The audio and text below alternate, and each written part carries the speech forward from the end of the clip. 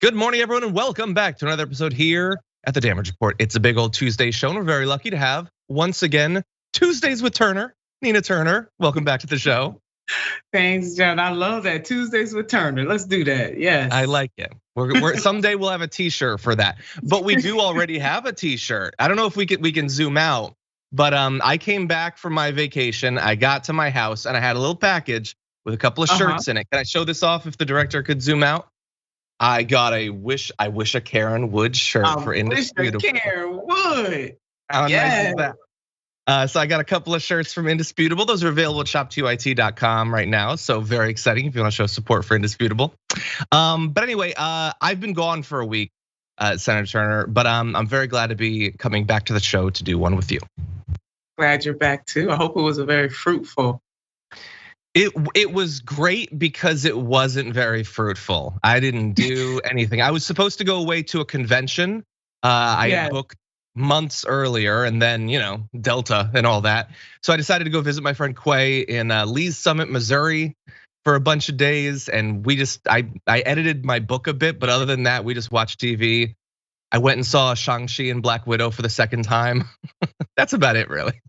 But that's beautiful because you got a chance to relax and do what you needed to do, which is decompress. Yes, we all need that.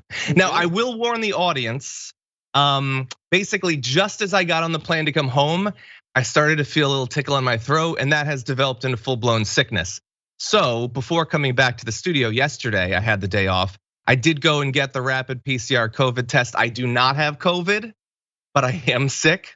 And I will say, I love that in America you have free, easy access to the vaccine, and we have tests. If you want to get tested, you can probably get tested right now. I was lucky enough that I could go and get a rapid test, but it was $195. And for a lot of people that, I really did not want to potentially infect anyone at work, but that's crazy expensive. We have got to subsidize that. Think about how many people might suspect they might have COVID and they'd love to know as fast as possible, but can't pay $195. Doesn't that seem crazy?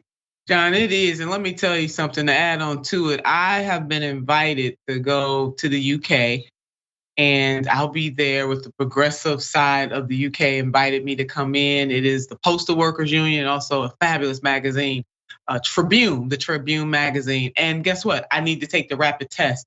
Mind blown. I'm right with you. When I went and saw the price, $199, and I got to pay $400 actually because I have somebody else going with me, and I am just fit to be tied. You absolutely. I thought I was seeing things, but now you just confirmed that is really true. Yeah, it is. It is definitely unaffordable for many people, and it definitely needs to be subsidized. Yeah, and we have insurance. But insurance has nothing to do with it, apparently. Because why would you not get COVID? Why would your insurance kick in? Why? Ridiculous, totally ridiculous. That said, for the audience, my throat could give out any minute. That's why I didn't do a pre-show. I'm gonna do what I can.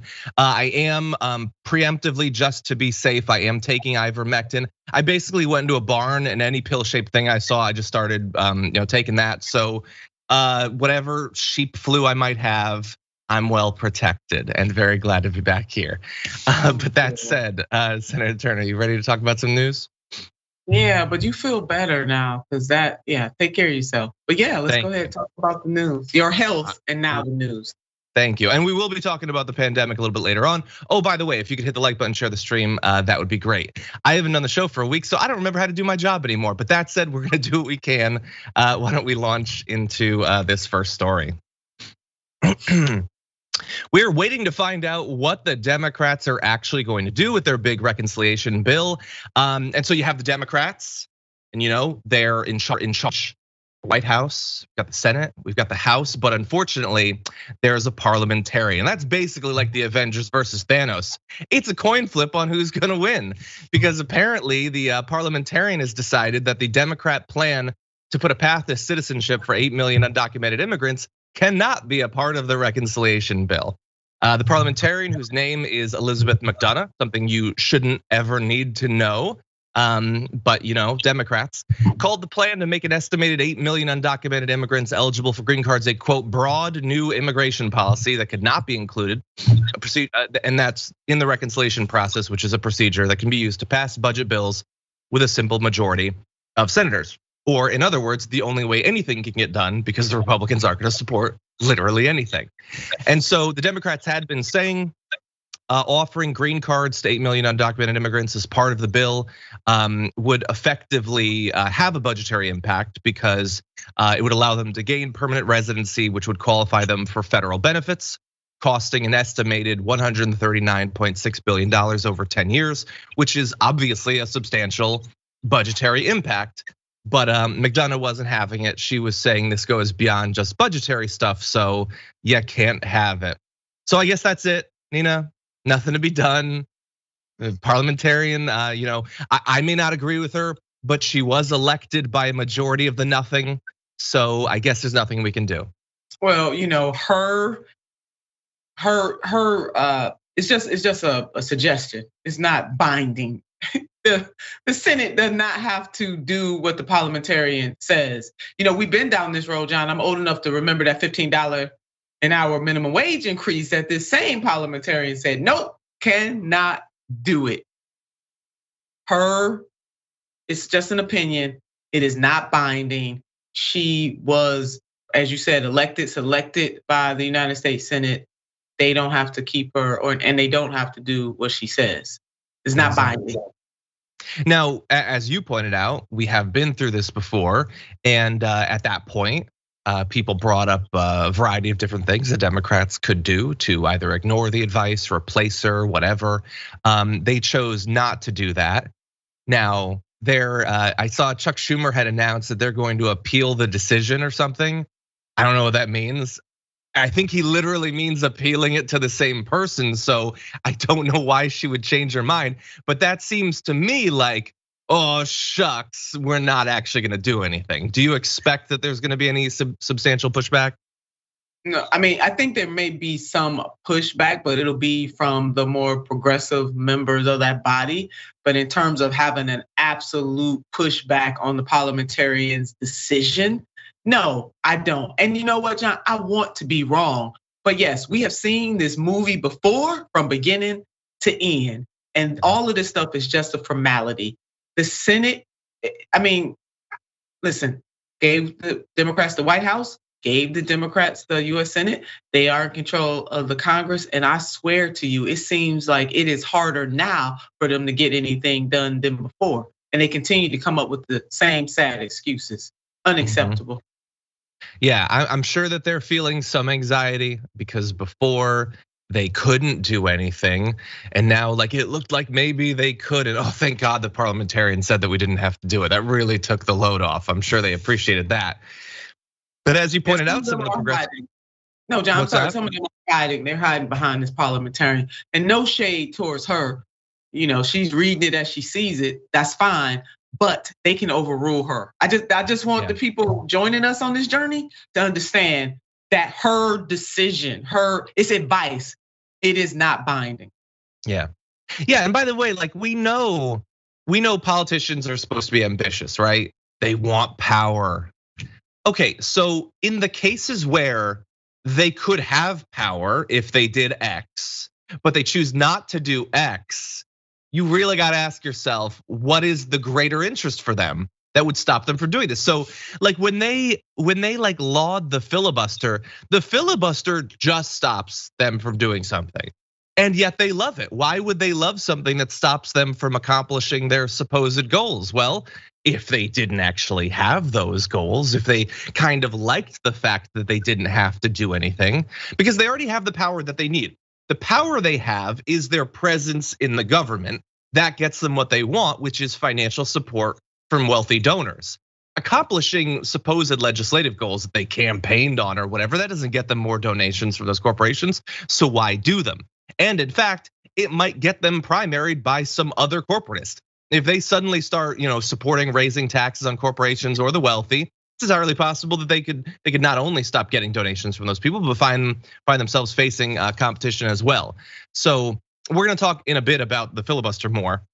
But Manchin and Sinema, they're some of these things. Sinema now is she's coming out against the prescription drug benefit changes.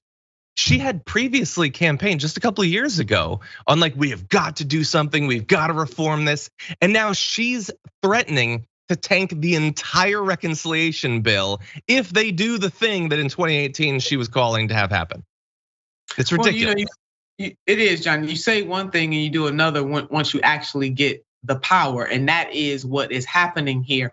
And any politician, I mean any, Republican or Democrat, but we're focusing in on the Democrats because they control all the levers of power in that Congress, both chambers and also the presidency.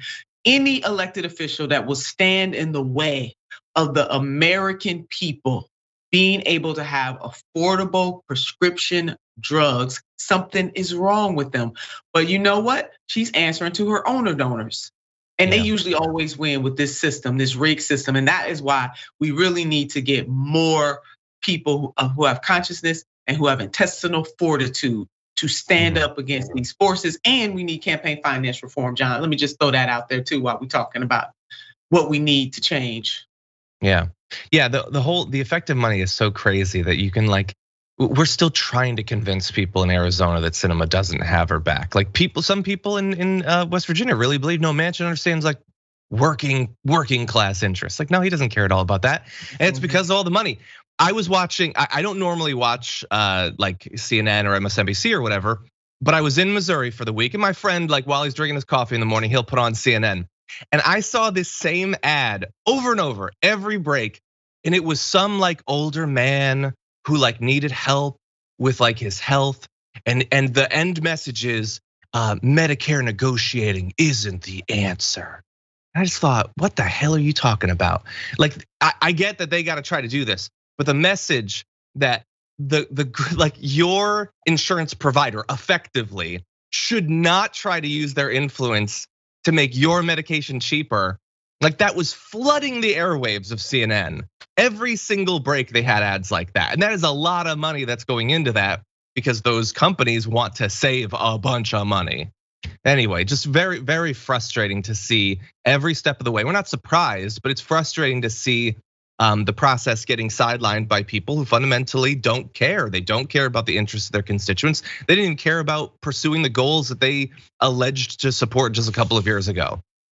That's right, and just preserving the status quo. They don't care about preserving the health of the people who need those prescription drugs. And a lot of people are either underinsured or uninsured. We are the only industrialized nation in the world that does not have some type of universal healthcare. And part of healthcare is being able to get your prescription drugs that enhance your life. John, on the campaign trail, I got a chance to meet a young woman, and she does have health insurance through her job.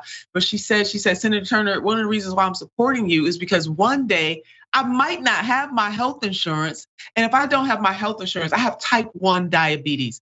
My prescription drug cost would be, without my insurance, $4,000 a month.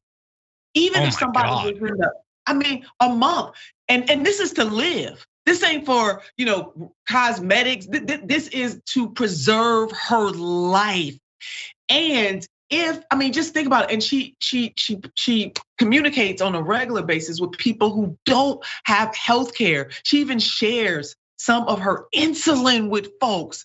Nobody should have to live like that, or on the other side of that, be forced to think about dying like that because we commodify healthcare and that we will not bring the cost of prescription drugs under control. We can absolutely do that in the United States of America. That's what I want folks to know. We need to be mad as hell and deciding that we're not gonna take it anymore when it comes to the commodification of healthcare and putting people's lives at risk for profit.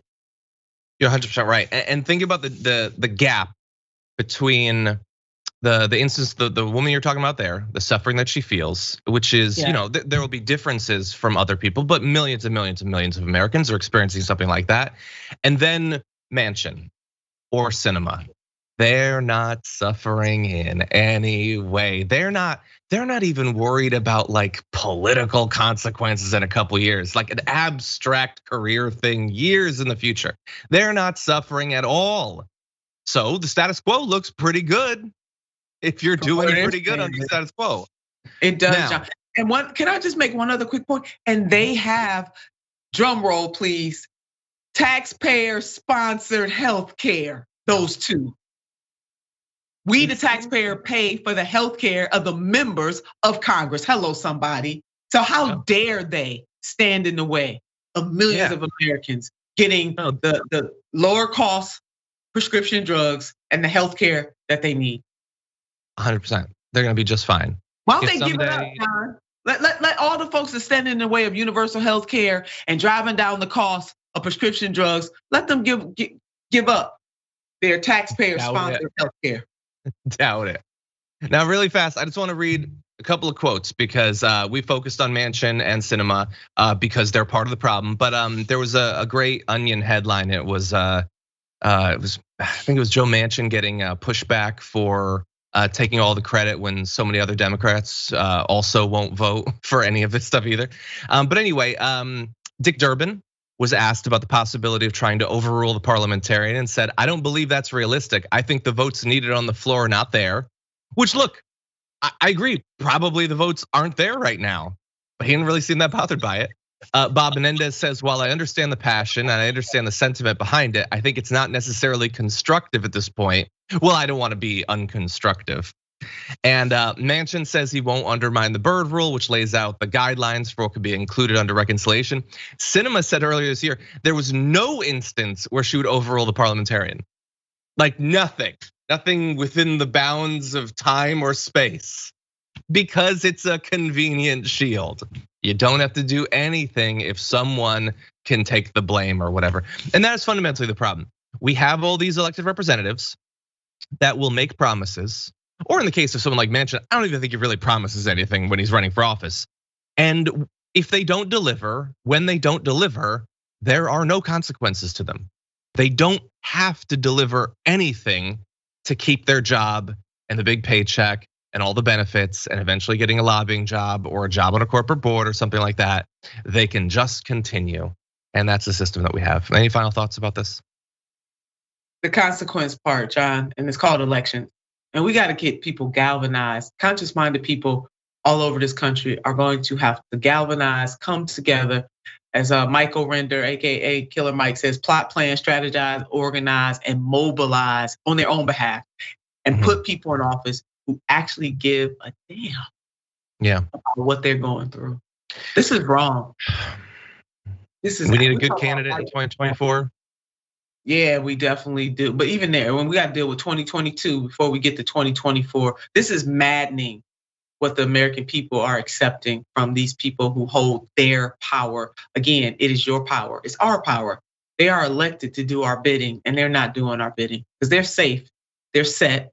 A lot of these people are set for life, and their children and their children's children are set for life. So they're showing very clearly what they think about the poor, the working poor, and the barely middle class. But it doesn't have to be this way. It doesn't have to stay this way. Yeah, I hope so. We're gonna take our first break. When we come back, we're gonna be talking about a dark milestone being reached in the pandemic. And we'll also touch base with Tucker Carlson's new theory about why the military is being mandated to get the vaccine. It's a fun one, but all that after this.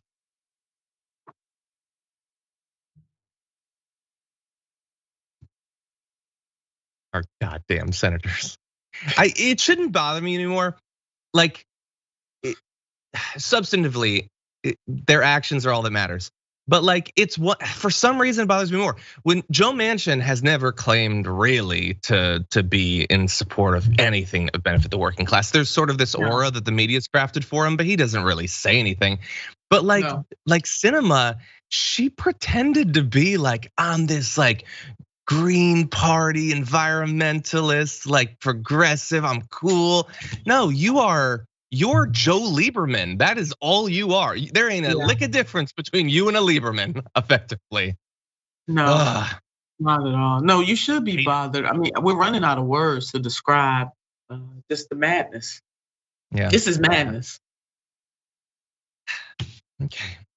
Now, I came back to some nice super chats. Billy Bear the Bear Dragon says, rejoice for Dragon Daddy has returned. What'd you bring us? I didn't really, I brought a sore throat back from Missouri. That was fun. Anyway, Daniel said, thank you though. Daniel says, I hope you feed Trashy when you get back. Someone didn't feed him last Friday. Wait, was there not garbage people on Friday? No, there must have been. I think he's worried about the actual paper, but thank you. Moondragon says, I went to Gen Con, that's the convention I was supposed to go to. I wandered all about, I met so many people, but someone was missing. That someone was you. Thank you, Moondragon. Hope you stayed safe. It did look like the crowd there was a little bit less, but I saw a couple of photos from one of the exhibition halls at the convention, and it was a mass of people. Whew. Anyway, Jonathan says, welcome back. I hope you had a great time off filled with donuts and pies. Feel better and stay awesome, Dragon Squad. Thank you. There were a couple pizza pies, there were. Non-Human Humanist says, my kid's school does broad testing each Friday morning. In the afternoon, we get the results. It is free, paid by the government in Switzerland, also available to any group or company who wants it. Yeah, but that sounds like a government that like doesn't want people to get COVID. So, different sort of thing. Bernie the Kiwi Dragon says, Turner Tuesdays is going to be regular from now on. Please say it is so. Nina, if you're coming to the UK, where and when can I go to see you? Oh my God, yeah, I'll be in Brighton, which is I think about an hour and a half from London. But go to my Twitter at Nina Turner or my IG, and you'll see some information about where I will be and where the action is happening. There's going to be a big rally for labor and for the working class people, for the poor. Awesome. So please come and join us. But go to Nina Turner on Twitter, and you should see information. Awesome. Nick Weber asks, how come there's a parliamentarian when the US doesn't have a parliament? It's nonsense. Well, now that's a good question. It is complicated. We still use like a set of rules that are referred to as a parliamentary set of rules, even though we are not a parliament. But the fundamental question of why we have one or why we care what they say beyond just like being their opinion is a great question. And we know that it could be another way. The Republicans don't abide by everything the parliamentarian says, but they actually want to get things done. Don Latino Heat subscribed for 8 months. Thank you so much. Tap Dragon for 5 months. Thank you. Apologies if I missed any big anniversaries while I was gone. I don't know how much I assume we were still reading them. But Big Leb subscribed for 12 months. His greetings from Germany. You have an election on Sunday. We'll hope it goes well. Thank you very much. Bookworm Dragon gifted a tier 1 sub. Thank you. Double Dragon subscribed for 11 months. And Brandy Lou gifted 10 tier 1 subs. Thank you to all of you. Much appreciated. And we've got more news coming for you right now.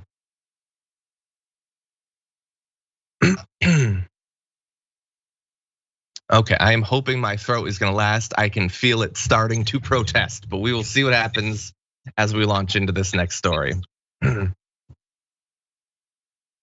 We've passed a lot of bad milestones when it comes to the COVID-19 pandemic, when the first 1,000 people died, 100,000, 500,000. These are all terrible, terrible things. Passing the death tolls of wars.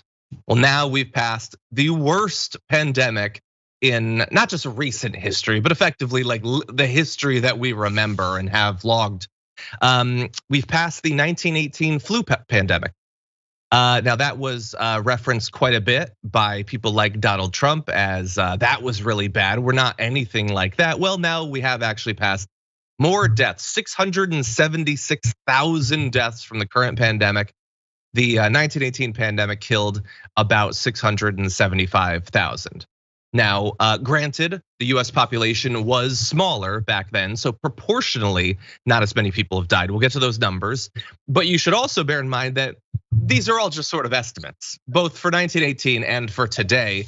It's likely that they're being undercounted. There were poor records back in 1918, as well as a lack of understanding what was causing some of the deaths. Imagine how difficult, they're doing a terrible job of contact tracing now. Think about how they were doing in 1918. But also bear in mind that it is entirely likely that something like 20 to 25% of those dying from COVID-19 are not being counted in the US. Their deaths are being logged as something else. In the end though, the 1918 flu killed about 1 in every 150 Americans. More than 1 in 500 Americans has died of COVID-19. So a measurable percentage of the population. Nina Turner, it continues to this day. It's not getting better. We're about as bad as we've ever really been. Yeah, and we also have to keep in mind that in 1918, the vast difference between the technology that we have and the science that we have over time, we do not have to or should not be dealing with COVID to this magnitude. We need more people. We got to tame it. That's really, let me make a long story less long. We got to tame COVID, and there will be multiple ways to do it. We'll find out new information is being processed, and that's what the science is about. That is what an understanding is about. But what we do know right now is that masks help to slow down the spread. We also know that we do have the vaccine to also be able to slow down the spread. And so we need people to actually, and this is actually something, John, that people can participate in to help slow down the spread so that we can tame this thing. We got to get to herd immunity. And it's hard to get there because you got all of these conspiracy theories out there. You got people propagating stuff. They ain't got MD the first. They ain't got no MD the first, yet they are steering people in the wrong direction. So I'm asking people, yes, doing your own research is smart. I would never tell people not to do their own research, but we do have some technological advancements at our disposal that our predecessors did not have. Do your research, talk to your medical professionals, get the vaccine, wear the mask. Yeah. Jesus Christ. Yeah, you're totally right. I mean, look, the monoclonal antibodies and all that, ready access to masks and gloves and all that, but the tech was not always to our benefit. I did some research, by the way. Did you know that in 1918, there wasn't a single household in the United States that got Fox News Channel? Not one. So that was a benefit that they had over us. In any event, Dr. Howard Markle, University of Michigan physician and medical historian, says, I think we are now pretty well done with historical comparisons. Well, I guess unless we reach one in 150 Americans having died. I mean, we've already passed the Civil War, let alone Vietnam. I mean, we get a Vietnam every month, basically, at this point. We are getting a 9/11 every 1.5 days again. And nobody really seems to care. So bear that in mind. You know how bad it is? I saw this headline. This is crazy. COVID deaths caused Alabama's population to shrink for the first time last year. More people died than were born thanks to the pandemic. 67,714 Alabamans died. Only 57,641 were born. And the number who died of COVID is bigger than that gap. If not for COVID, their population would not have shrunk. So that's fun. Anyway, I want to show you the updated numbers because I just sort of assumed, lagged indicators and all that. By the time I came back, we'll have been freaking out for a while. So the cases will have been going down. So the deaths will start going down. Well, if you look at this chart, the cases have been sort of steady for a bit now, a few weeks. But if you look at the deaths, they're up 51% over the past 2 weeks. Still, nearly 2,100 deaths a day on average. And honestly, I can't even conceive of how that's possible. Not just because we know so much more than we did about how it's transmitted and all that, but so many people are vaccinated. It is a monumental accomplishment that we could still transmit COVID at the rates that we are at this point, getting 2,100. I remember a couple weeks ago, cases started going up. Maybe it was a month ago. Cases started going up, and so I started tweeting about it. And I would get these jackasses who would tweet me about, how many deaths are there? And I would be like, well, like on average about 500, which seems really bad. It's weird that doesn't bother you, but they were like gloating that it was only 500. Well, now we're back up over 2,100. So I don't know. Are you entertained now, randos on Twitter? Have we finally reached a level that will merit a little bit of amazement? So anyway, there's no real point here, Nina, but I'm just shocked that it could be this bad. I'm with you. Why do we have to get deaths to get people's attention? The goal is to prevent the deaths. Duh. So that's one point. Understanding that viruses are older than human existence, they're going to mutate. And so the science is trying to keep up with the different variances that are inevitable. So that is, and so until this is something that everybody can participate in. And those people who are unwilling to get the vaccine, those people who are willing to wear a mask most of the time, especially when you're in large gatherings, you're just being selfish. If you don't want to do it for you, do it for somebody else. Do it to help us tame this virus. And we got to tame it, not just in this country, but all over the world. And then my third point, John, hospitals are overwhelmed. So let me put this memo out here. Even for, let's just say you got to go in for a routine checkup, or you get an emergency that has nothing to do with COVID, to the extent that the hospital system is overrun because of the pandemic, there's a domino effect that has an impact on every other thing within our medical system. And I mean everything, routine checkups, to if you have an emergency not related. So we cannot escape the responsibility that all of us hold to be able to do what we individually and collectively can do to tame the damn virus. Yes. It's infuriating, John. I mean, it's absolutely infuriating. I'm talking about folks who can do something. And then my last point, industrialized nations need to stop hoarding the vaccine, so that poorer nations can at least get their first shot. Because that's driving me crazy too, to know that there are so many countries where people have not even gotten their first shot because of nations like ours and others who are hoarding the vaccine. Cut it out. This is a worldwide, that's why it's called a pandemic. We need worldwide action, starting at home. Don't get me wrong, charity starts at home and spread abroad. And the United States has to be a leader in that, and other industrialized nations, to make sure poor nations get the vaccine as well. And now is a good time to push for it, because Biden's at the UN. Biden has not been supportive of the US doing what it can to actually make sure that people around the globe get vaccinated. So now would be a good time.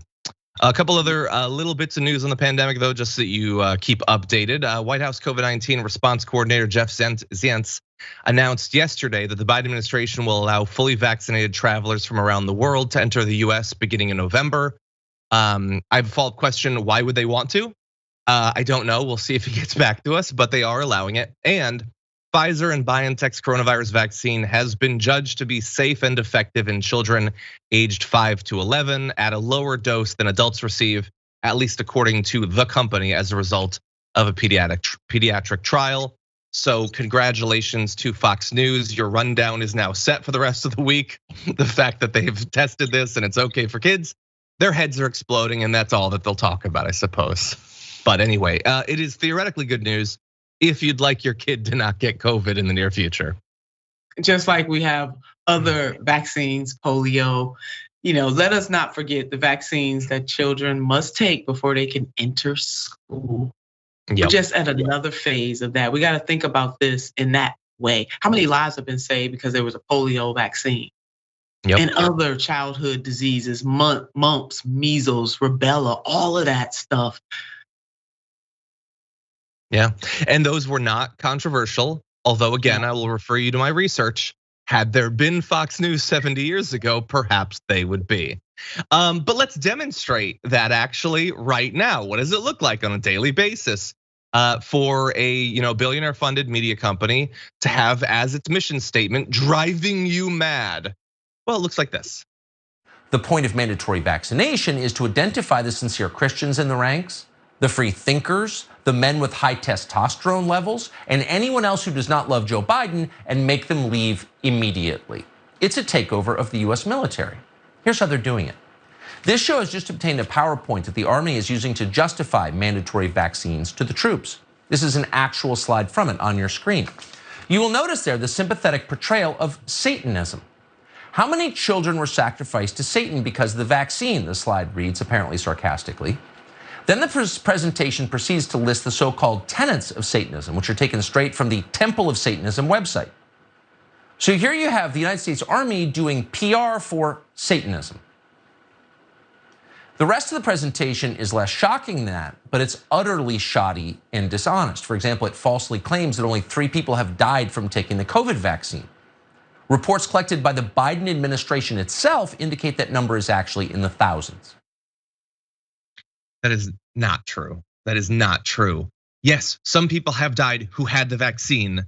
The vaccine didn't kill them, but there's no need to, I would hope for our audience to provide that clarification. You know that he's blatantly lying. You know why he's lying to his audience. But that said, Nina, his claim is that the US military, which loves Satanism, is making soldiers get vaccinated to drive away Christians and men with high testosterone levels.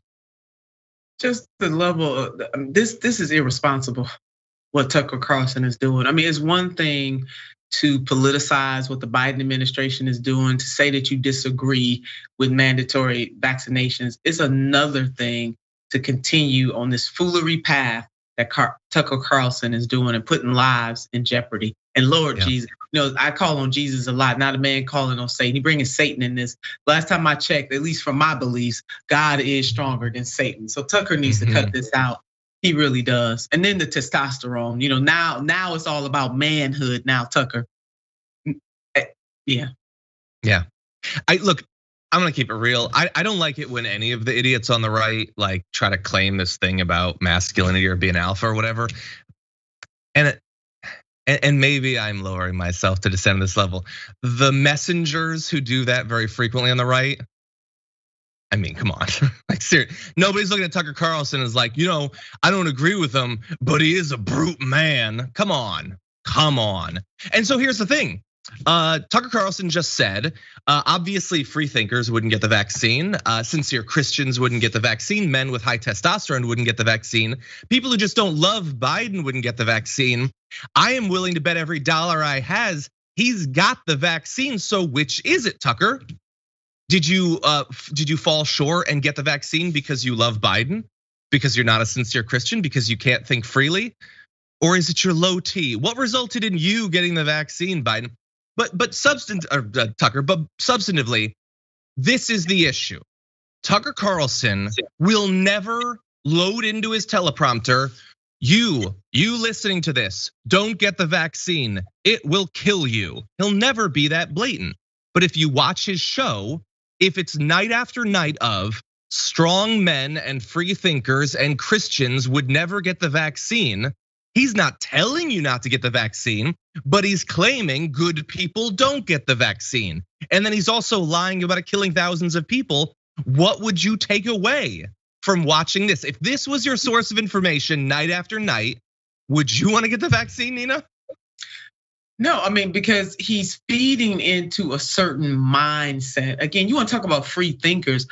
Allow people, give people the information and to think freely about whether or not they should get the vaccine, and for them to consult with medical professionals and not Tucker Carlson. I mean, it is the height of irresponsibility for him to continue to push this propaganda. And then also with all great, with scientific development, with medications, any medications, certain people bear higher risk depending on their health condition. And that is why it is important that we consult the people who are the experts and the specialists in the medical profession. I mean, aspirin, just over-the-counter medications, anybody can have a reaction, but to wholesale blame all of this on the vaccine, all of the woes. To me, John, I just found out what causes all the woes in the world, and it is the COVID-19 vaccine. That's caused all the woes known to humankind. 100%. According to Tucker Carlson. And unfortunately, there are actual woes. And so we're going to go to one. Now, we have some kids who were interviewed by the media about the loss of their father, someone who was vaccine hesitant. And in the video you're about to see, they talk about why he did not get vaccinated until it was too late. His final words to my stepmom on a FaceTime call was that he wished that he was vaccinated. Those were his final words? To my stepmom, the last call that she had with him, he said that he wished that he was vaccinated. And Katie, you said from one media source in particular, he was getting information that led him to be hesitant on vaccines. Who? I mean, who was he listening to? He watched some Tucker Carlson videos on YouTube, and some of those videos involved some misinformation about vaccines, and I believe that that played a role. And so, look, they said, quote, he wasn't by any means far right. He was right in the middle, and he consumed media from both sides, and just some of the misinformation on one of those sides made him hesitant. So he was going to wait for FDA approval, but by the time that Pfizer has been approved, it was already too late. And my producer's telling me he was only 45 years old. So it wasn't that he wasn't one of the people that thought that getting the vaccine was the mark of the beast or anything, but he was hesitant. He wasn't sure if there might be side effects. Like that is all Tucker Carlson has done all year, is try to scare them into waiting, scare them into being nervous, telling them to ask questions, never asking questions himself, never saying what specific questions they should ask, but just wait. And a lot of people have died along the way. It might not have been because of Tucker Carlson with this individual man, but a lot of families have lost people because of commentary like his. Well, you heard what his children said, and Tucker and others that are just feeding poison. You want to talk about killing people? They're feeding poison, a steady diet of poison. Again, please seek advice from a medical professional. And you know what? If you have questions and concerns, that's fine. But go to a doctor and talk about those concerns, and don't get your medical advice from Tucker Carlson or anybody else that wants to prevent you from getting this vaccine. The COVID pandemic is real. People are dying. And guess what? We can actually do something about it now. We have the vaccine. Yeah. We can do something about it. That's really sad. And I feel for that man's family. I feel especially for his children, and to know that their dad, the last words according to them, or at least the last phone call he had with their stepmom was, "I wish I had taken the vaccine." Yeah, he was 45. He had a whole chunk of his life. No, 45 is the new 35. 45 is very young, and he had his whole life ahead of him, and he died from something that could have been prevented. Yep. Get the vaccine. And if you have questions, ask them. Seriously. Please. The vaccine hasn't been available for just like 2 weeks. It's been a while. There's been like 3 seasons of The Masked Singer since the vaccine's been released. When are you getting around to these questions that you want to ask at this point? I see people claim that all the time. That seems like you're just waiting at this point. Get on the phone, Google. Don't go on Facebook. But ask your questions. Ask your doctor, ask a nurse.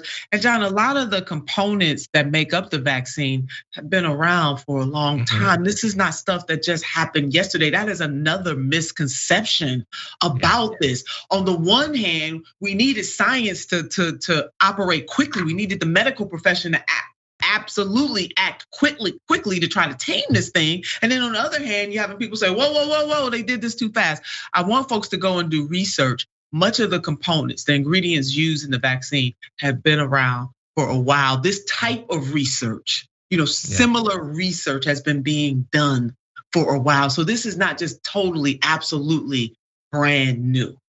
Not absolutely 100%. Brand new. So please talk to a doctor, an MD doctor. An actual MD.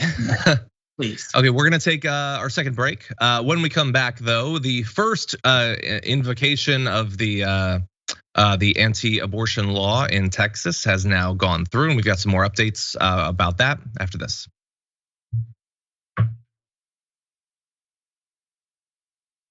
Okay, everyone, let's see. In the super chats, KW says, sending a super chat, since it's the last time I'll be able to watch live in a while. Class is starting back up tomorrow. Appreciate you both so much.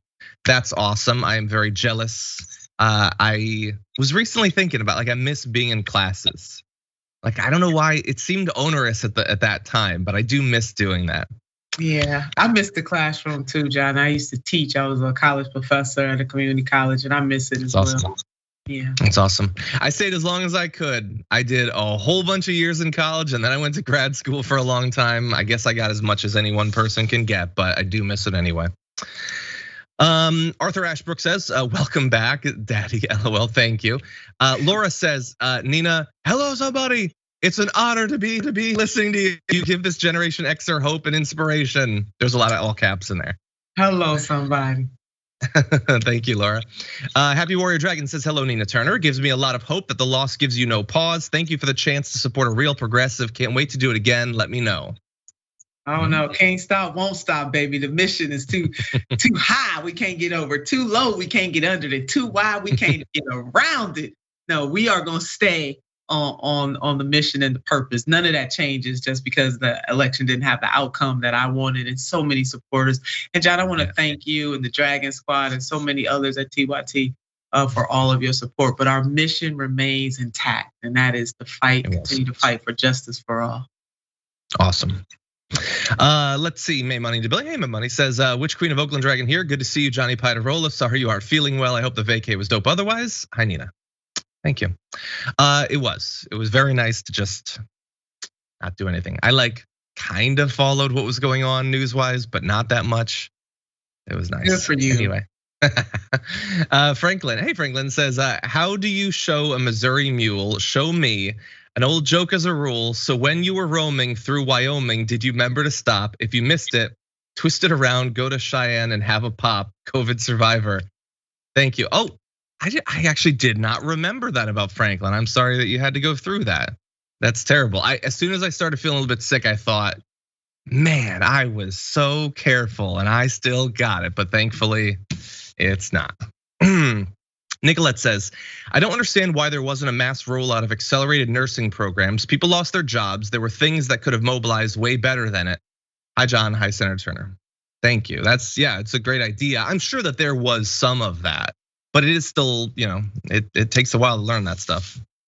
Yeah. Okay, let's see. We got 1 minute and 11. English Canadian subscribed for 10 months. Says I missed out on live TDR during my vacation last week. Glad to be back. Thank you. We're glad to have you back.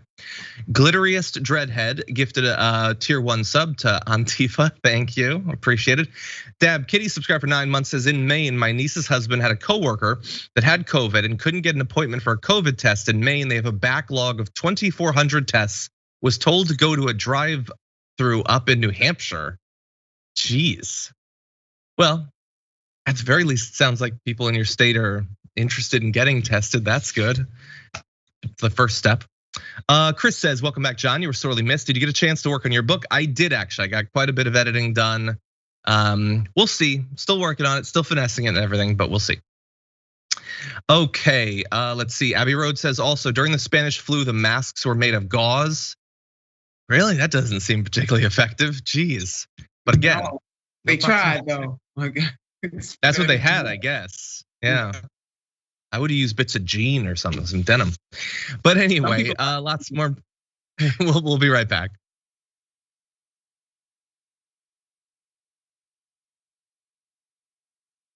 Really fast. Dragonheart sent in a super chat saying, I saw a clip on Don Lemon this morning where he was showing the reaction to the seatbelt mandate. You could have interchanged all the responses with masks and vaccines.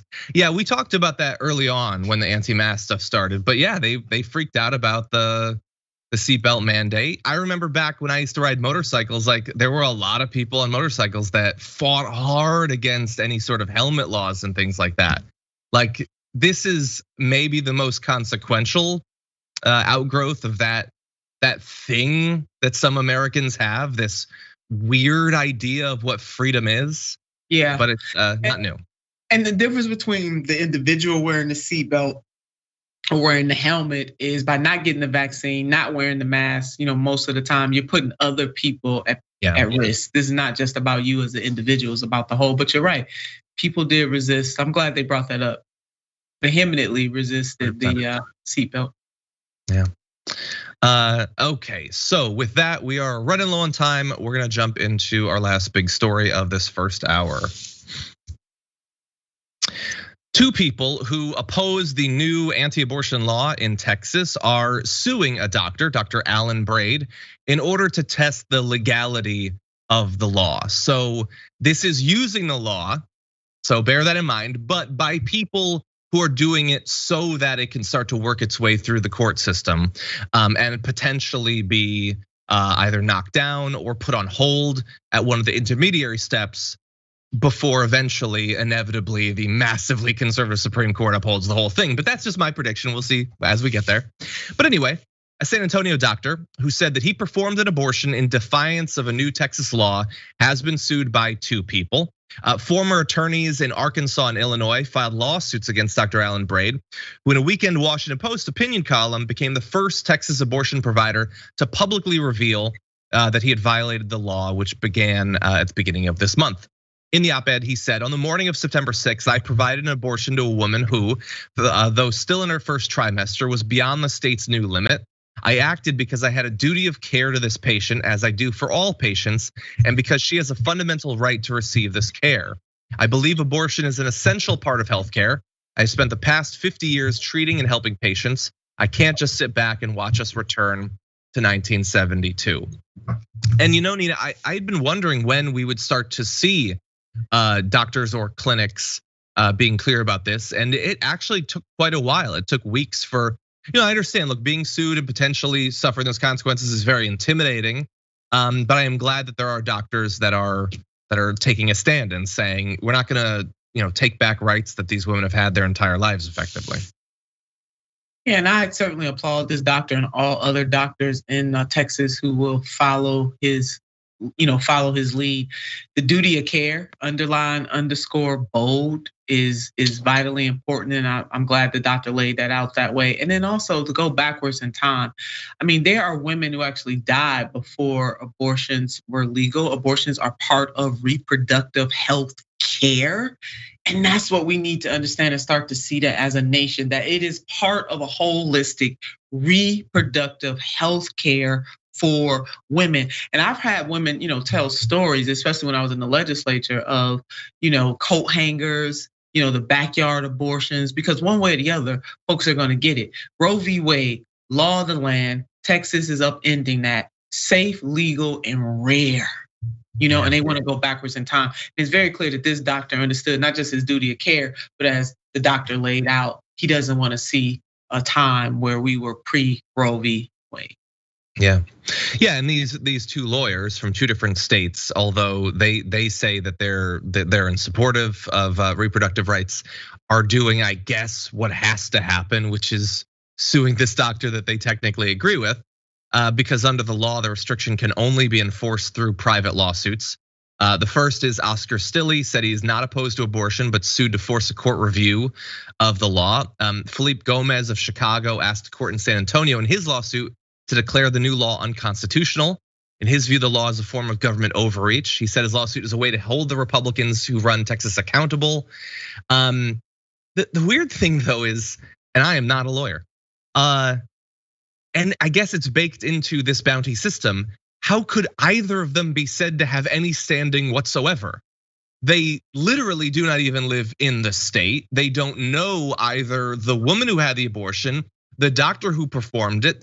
They have no vested interest in literally any of this.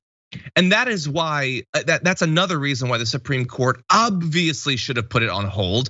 They've created an enforcement mechanism where literally only people who have no interest beyond being a reproductive rights Karen effectively have no standing in any of the court cases that they're gonna be launching. But the Republicans did that because they believed it would allow the Supreme Court to give them time, saying it's novel or whatever. And that is unfortunately the way that it's going. And so we have to go through these ridiculous machinations like these two lawyers doing this. And I know that we're getting into the area, I guess, of speculation, Nina, but the idea is that another court might knock this down. What do you think about those odds based on what you've been seeing? Yeah, I mean, that is a possibility, and I hope that does happen. The Supreme Court certainly, abdicating its responsibility here. And we gotta stop tech. There will be a lot of copycats, if you will, all across this country because of Texas. And they are definitely turning back the hands of time on women's reproductive health care, which is a multifaceted realm within medicine. Abortion access is only one portion of that reproductive health care. But I am hoping that we're gonna hold out hope on this one, and hoping that the legal system will provide some redress. And the Congress needs to get ready to act as well, because we know once the Supreme Court acts or does not act, the Congress has some power there, and we got to make sure that we utilize it to not turn back the hands of time for women. Yeah, the Democrats in theory could do something, assuming that both the filibuster and the parliamentarian are asleep at the same time, then maybe something can be done.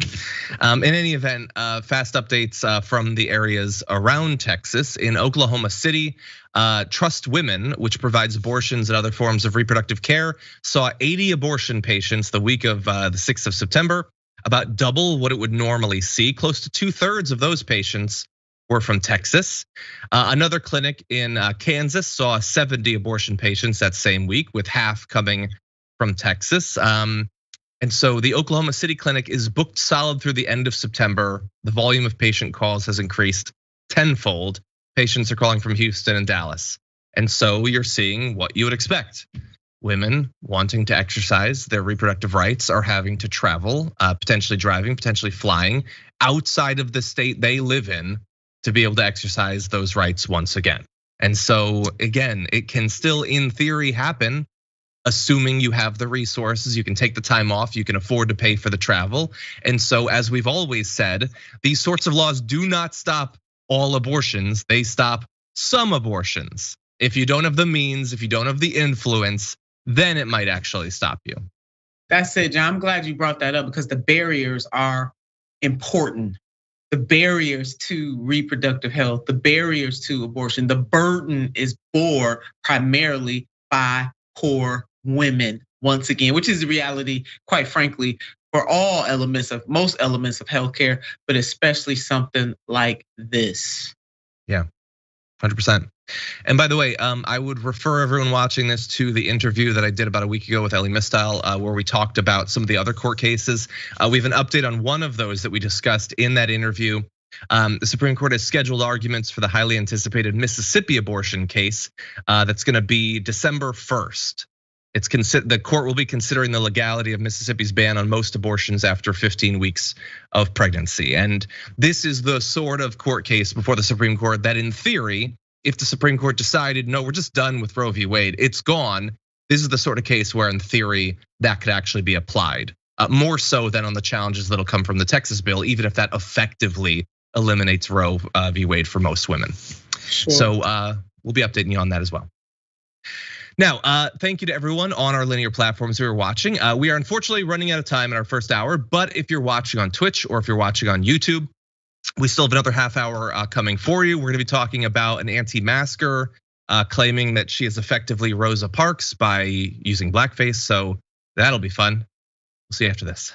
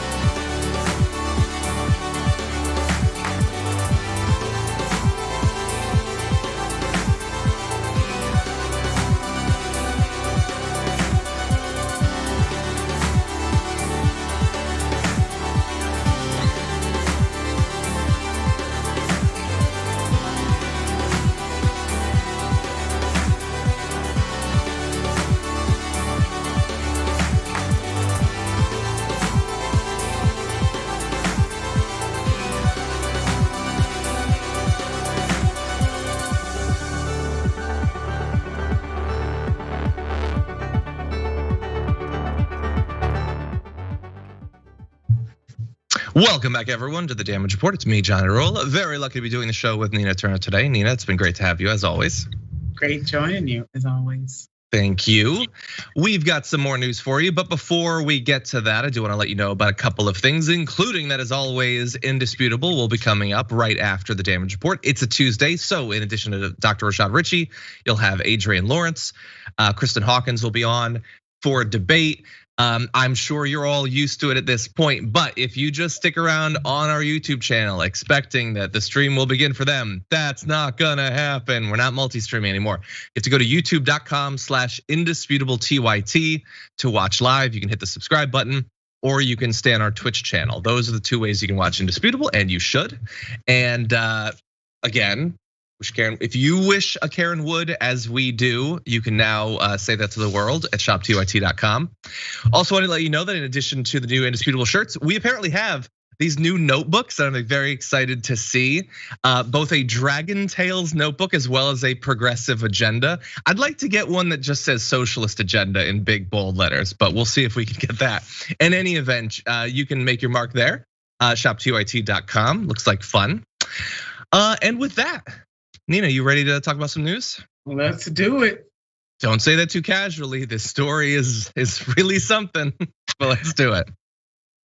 You remember back when the thing that anti-maskers and anti-vaxxers would do was wear the yellow stars, implying that they're effectively victims in the same way that people being persecuted by the Nazis were?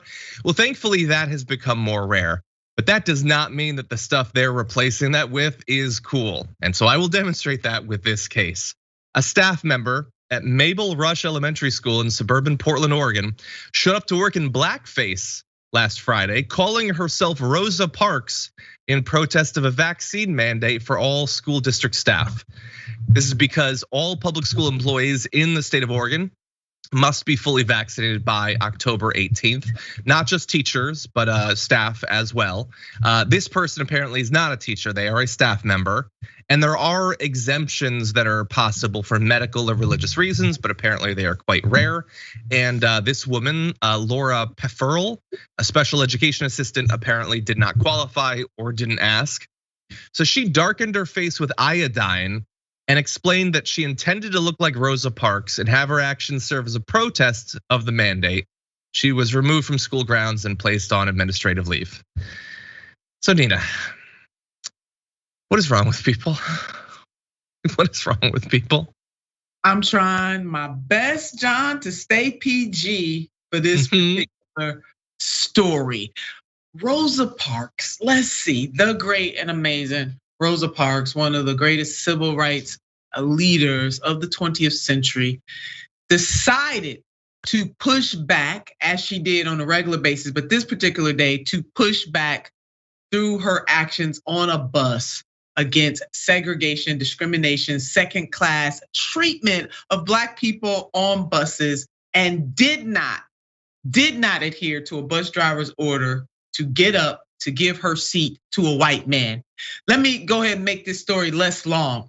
381 days, Montgomery bus boycott took place to fight for the rights of African Americans to be treated as equals on the bus. It extended to other areas as well, but this was the particular fight. And this woman, who should not even be a special education assistant, never let her in a classroom ever again, decided to protest mandatory vaccinations by going blackface.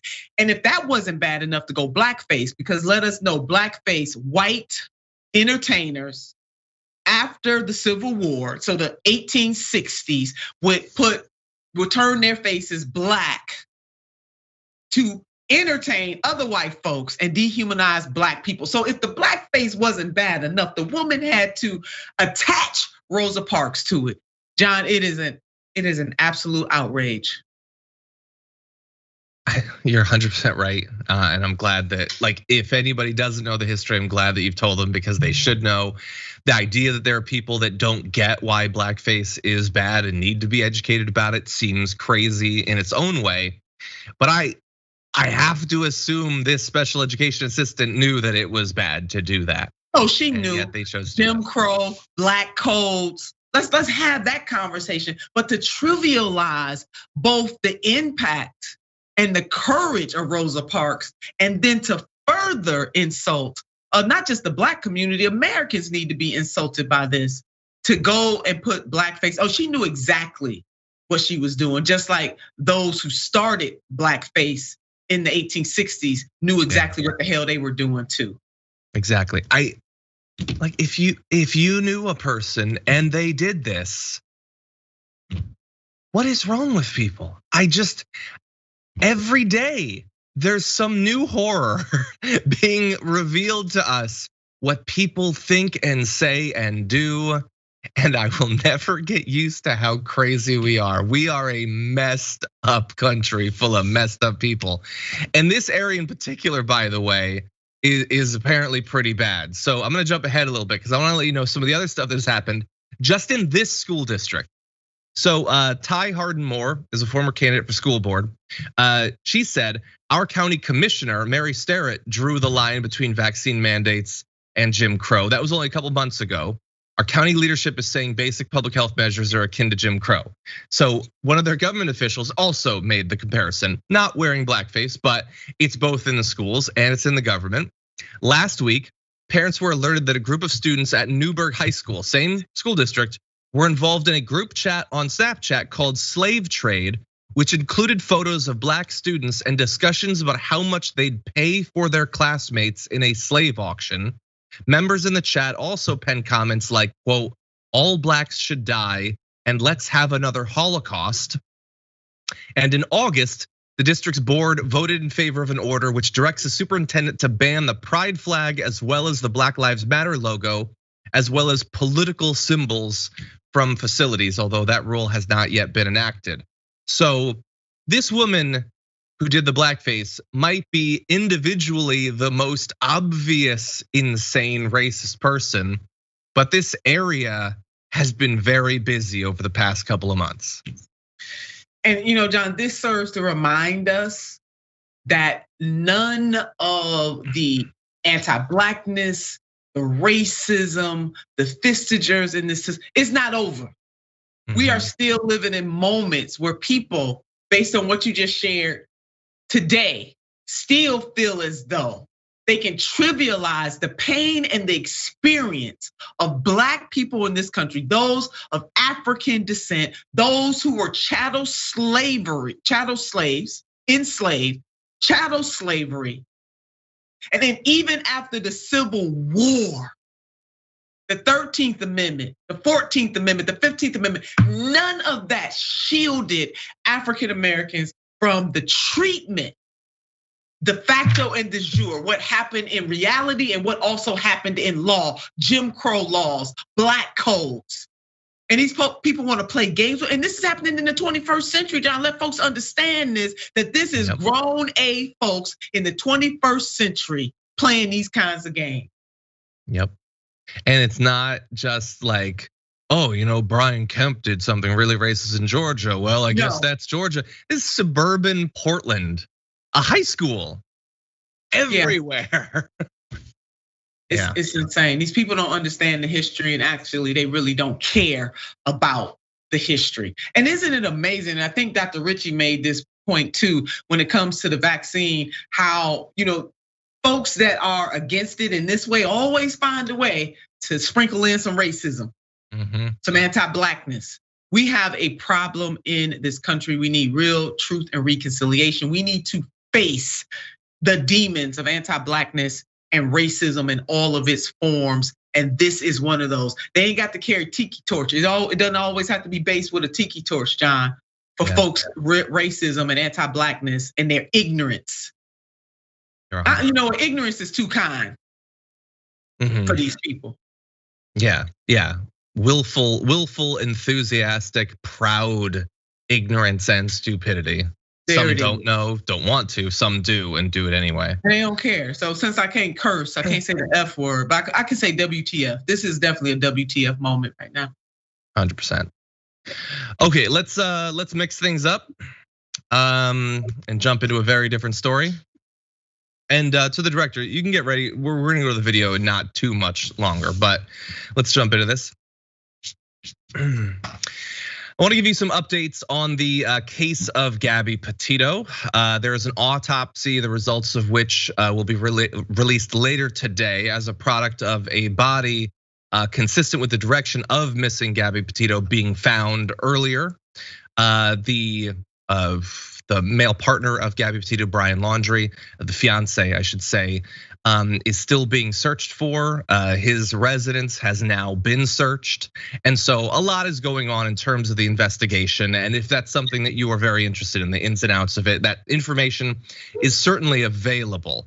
And the case is a tragedy, no matter what. Let's be very clear about that. There's a conversation today, though, about the ready willingness of the media to really jump into and focus quite a bit of their time and effort and passion on stories like this. And that was brought up by Joy Reid. I want to play a bit of her video and then we can have a debate about it. But here's what Joy Reid had to say. Without saying that no family should ever have to endure that kind of pain. And the Petito family certainly deserves answers and justice. But the way this story has captivated the nation has many wondering, why not the same media attention when people of color go missing? Well, the answer actually has a name: missing white woman syndrome. The term coined by the late and great Gwen Ifill to describe the media and public fascination with missing white women like Laci Peterson or Natalie Holloway, while ignoring cases involving missing people of color. So look, this is a conversation that has risen up before when there have been white women that have gone missing and the media has really focused on it. Nina, I'm really curious what you think about this. It's not that we shouldn't care, and I think that was the point that Joanne Reid was making. We should care when anybody goes missing, but there is something a little extra to when it is a white woman. And again, this has to do with our socialization in the United States of America, something that we do not want to face when it is about the value of white lives over black lives or any other lives of color. It's reminded me of a tragic story here in Cleveland. It's called the Sowell murders, if anybody wants to look that up. And these were black women. A lot of them were drug addicted women. And Sowell, this guy, was killing these women and they were buried in his backyard. And these women, one woman in particular, I remember, who had escaped momentarily, got to the police. They did not believe her because of her status. You know, she wasn't all prime and proper. Because of her status, they did not believe her and actually gave her back to this man. So look up the Sowell murders as an example. It is a tragedy. I mean, absolute tragedy. So that is just one of the most brutal examples that I can think of that happened right here in the city of Cleveland. And it does bear out what Joanne Reid is saying and so many others, that when it comes to systems and how we see and respond to tragic occurrences for black people and other people of color, not just the media, but the legal system itself does not respond in the same way. Hence, Black Lives Matter. Exactly. And look, there's, I just want to throw out so many things.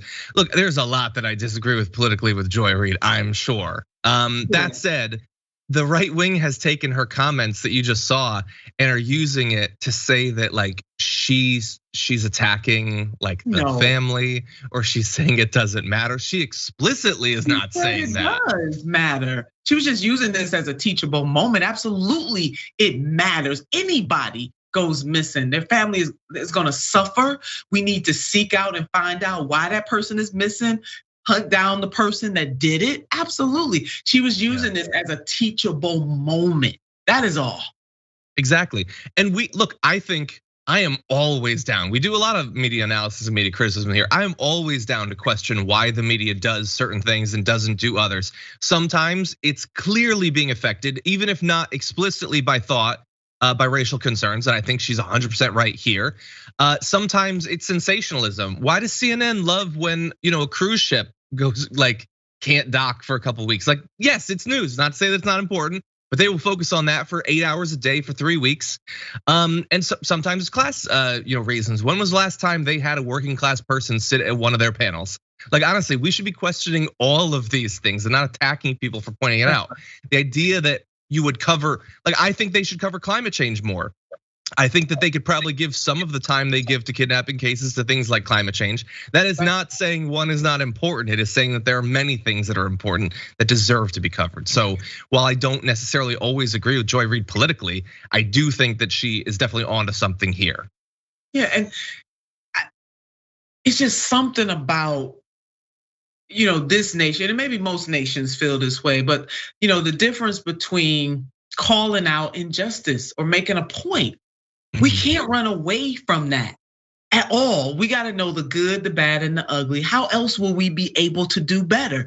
And it is an irrefutable reference and point that Joy Reid was making, as many historians and sociologists have made, social scientists have made over the decades, that it is irrefutable that Black lives and also lives of color are treated differently. They are not valued as much. And we have to learn from that and do something different. We have to deconstruct our construction here. And you're right, John, some of this is explicit, some of it is implicit biases.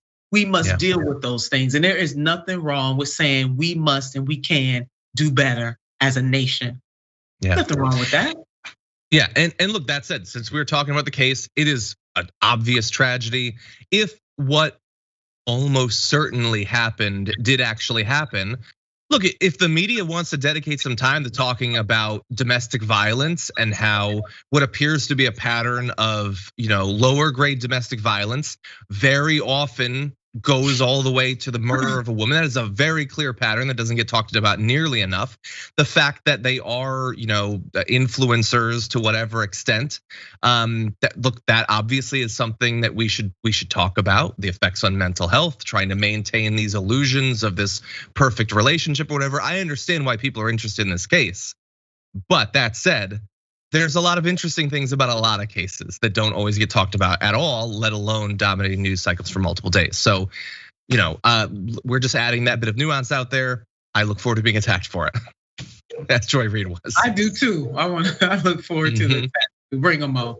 There you go. Okay, I'm gonna read just a couple of super chats before we move into our last story. Apologies for my lack of in-depth knowledge of Oregonian geography. Moondragon says, saying Newburgh is suburban Portland is like saying Barstow is suburban Los Angeles. I will have to take your word for it. That's how it was described in the news to me. I don't know. I've been to Portland, I think, once, but that's about the extent of my knowledge. Let's see. I apologize. I might have lost my audio. Could someone say something? I believe that I did. Hey, John, can you hear me? Okay, apologies. Gonna try to resync that. Here's some fun behind the scenes information for you. Okay, can we put a slate up for just one moment, actually? I'm gonna try to fix that.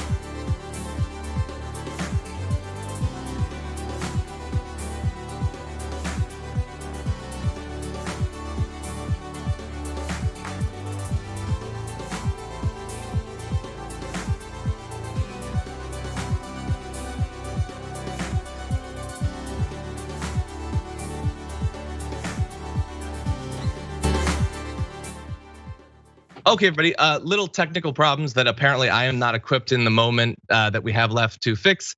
Apologies, I'm actually shocked these have never caused problems before. But anyway, wanna say goodbye to Nina Turner. Nina, it's always great to have you here. Sorry it ended so unceremoniously. That's okay, I look forward to next time. Awesome, everyone follow Nina on Twitter.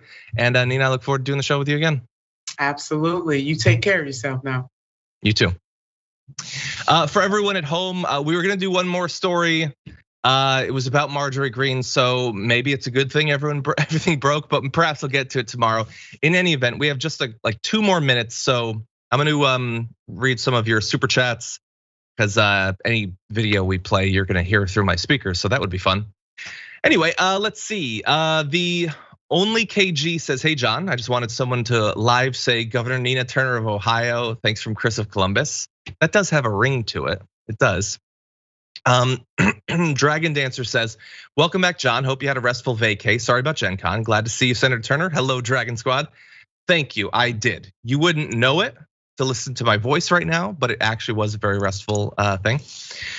Pizza for Breakfast says, there's a crisis at the border with about 16,000 people waiting to cross, but that's just 10 days worth of COVID deaths. Well, I mean, yeah, both obviously crises, and the response I know that was talked about on the show yesterday has been absolutely devastating. Mama Bear Dragon says, hello somebody. Nina lights a fire in me like no one else. Don't tell P Bear, so honored to have you on our squad. I know, it's been great to see how excited everyone is about the announcements that have been made. Penguin says, why does it take so long for the parliamentarian to make a decision? Does she have a collection played out waiting to see who will pay her more? I don't know that there's anything like that, but they definitely weren't picked because they're super progressive, I guess. Derlook says that Nina should be the mother of dragons. Seriously, she's awesome. Agreed, quite awesome. And we're running low on time, but Ching resubscribed for 11 months, says 1 more month to make it a year. Hang in there, almost there. Willow Maker Dragon hit 10 months, says started a new teaching job. Excited that my planning time is during TDR. I need TDR to help me de-stress from these kids. Thank you. See, I also would need that, although I find us to be pretty stressful too. So hopefully the kids will help you de-stress from TDR. Anyway, thank you everybody for welcoming me back to the show. Tomorrow might or might not be smoother, we'll see. It will, however, be a big news Wednesday, so definitely look forward to that. Indisputable is coming up. As we said, you should go to their YouTube channel or twitch.tv/TYT for the show to continue. And until next time, stay safe out there, stay sane out there, and I'll see you soon.